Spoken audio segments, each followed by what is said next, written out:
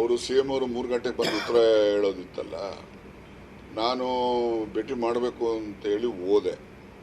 ಎಲ್ಲಿಗೆ? ಮನೆಗೆ, ಆಫೀಸ್ಗೆ. ಅನಿಸುತ್ತೆ ಆಫೀಸ್ ಬಂದೇ ಹೋದ್ರು ಅಂತೇಳಿ ಬೇರೆಯವ್ರು ಹೇಳ್ತಾರೆ. ಆಫೀಸಲ್ಲಿ ಏನು ಚರ್ಚೆ ಆಗಲಿಲ್ಲ. ಬಂದು 3 ಗಂಟೆಗೆ ಉತ್ತರ ಹೇಳ್ತೀನಿ ಅಂತ ಹೇಳ್ತಾ ಇದ್ರು ಅಷ್ಟೇ. ಅಲ್ಲಿ 3 ಗಂಟೆಗೆ ಉತ್ತರ ಹೇಳೋದಕ್ಕಿಂತ ಮುಂಚಿತವಾಗಿ ನಾನು ಮನೆಗೆ 12:30 ಅಷ್ಟೊತ್ತಿಗೆ ಹೋದೆ. ಅವರೇನೋ ಓದ್ತಾ ರೂಮಲ್ಲಿದ್ದರು. ಈ ರಿಪ್ಲೈ ಇದೆಲ್ಲ ನಾನು ಮುಖತಃ ಮಾತಾಡೋಕ್ಕಾಗಲಿಲ್ಲ. ಅಲ್ಲಿನೇ ಫೋನಲ್ಲಿ ಈ ಥರ ಆಗಿದೆಯಲ್ಲ ಸರ್ ಅಂತ ಹೇಳಿದೆ.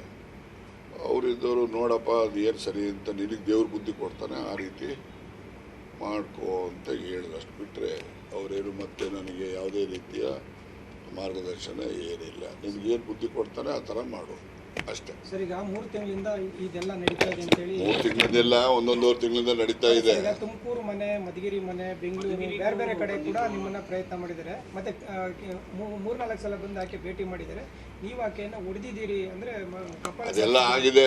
ಈಗ ಏನೇನೆಲ್ಲ ಡೀಟೇಲ್ ಕೃತ್ಯ ನಡೆದಿದೆ ಅನ್ನೋದನ್ನು ನಾನು ವಿವರವಾಗಿ ನನ್ನ ಹೇಳಿಕೆನಲ್ಲಿ ಹೇಳಿ ಕೊಡ್ತೇನೆ. ನಾನು ಅದನ್ನೆಲ್ಲ ಈಗ ಎಲ್ಲರ ಮುಂದೆ ಏನು ಎತ್ತ ಅಂತೇಳಿ ಹೇಳಲಿಕ್ಕೆ ನಾನು ಬಯಸೋದಿಲ್ಲ. ಎಲ್ಲೋ ಆಗಿದ್ದವೆಲ್ಲ ಹೇಳ್ತೀನಿ ನೋಡಿ. ಹೈಕಮಾಂಡ್ಗೆ ನೋಡೋಣ. ನಮ್ಮ ಈಗ ಸತೀಶ್ ಜಾರಕಿಹೊಳಿ ಅವರು ಕೂಡ ಇದ್ರ ಬಗ್ಗೆ ನಾವು ತೀವ್ರವಾಗಿ ತಗೋಬೇಕು ಅಂತ ಹೇಳಿದ್ದಾರೆ. ತೀವ್ರವಾಗಿ ತಗೋಬೇಕು ಅಂದರೆ ಯಾವ ರೀತಿ ತೀವ್ರತೆ ಅಂತಕ್ಕಂಥದ್ದನ್ನು ಅವರ ಬಾಯಿಂದನೇ ಕೇಳಿ ನಾವೆಲ್ಲ ಏನು ಒಂದು ಲೈಕ್ ಮೈಂಡೆಡ್ ಇದ್ದೀವಿ, ಎಲ್ಲ ಕೂತ್ಕೊಂಡು ಮಾತಾಡಿ ಮುಂದೆ ತೀರ್ಮಾನ ಮಾಡ್ತೀವಿ. ಸರ್, ಸಾಮಾನ್ಯ ಈ ವಿಚಾರ ಟ್ರ್ಯಾಪ್ ಮಾಡೋದಕ್ಕೆ ಯಾವ ಕಾರಣಕ್ಕೆ ಟ್ರೈ ಮಾಡಿದ್ದಾರೆ ಸರ್? ಯಾರು ಮಾಡಿದ್ದಾರೆ ಅಂತ ನನಗೆ ನಾನು ಹೇಳಲಿಕ್ಕೆ ಸಾಧ್ಯ ಇಲ್ಲ. ನಿಮ್ಮನ್ನೇ ಟಾರ್ಗೆಟ್ ಮಾಡಿದ್ರು? ಯಾರು ಟಾರ್ಗೆಟ್ ಮಾಡಿದ್ರು ಅಂತ ಈಗ ಸತೀಶ್ ಜಾರಕಿಹೊಳಿಯನ್ನು ಟಾರ್ಗೆಟ್ ಮಾಡಿದ್ರು. ಯಾವ ಕಾರಣಕ್ಕೆ ಮಾಡಿದ್ರು?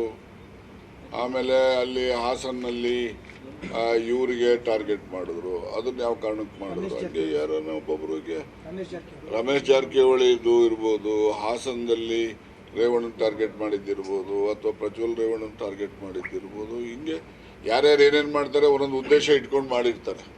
ನಾನು ಏನು ಉದ್ದೇಶ ಇಟ್ಟಿದ್ದಾರೆ ಅಂತಕ್ಕಂಥದ್ದು ಅಥವಾ ಯಾರು ಇಟ್ಟಿದ್ದಾರೆ ಅಂತಕ್ಕಂಥದ್ದು ನನಗೆ ಗೊತ್ತಿಲ್ಲ. ಅದನ್ನ ತನಿಖೆನಲ್ಲಿ ಗೊತ್ತಾಗಬೇಕು, ಗೊತ್ತುಪಡಿಸ್ಬೇಕು.